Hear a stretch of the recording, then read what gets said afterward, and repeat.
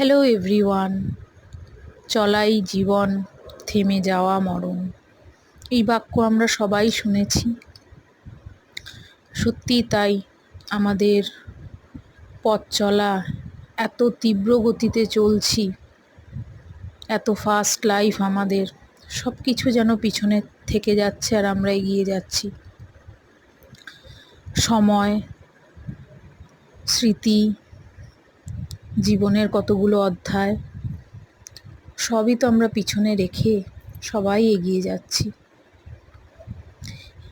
অনেক সময় মনে হয় সত্যি জীবনটা কি তাড়াতাড়ি যেন কেটে যাচ্ছে।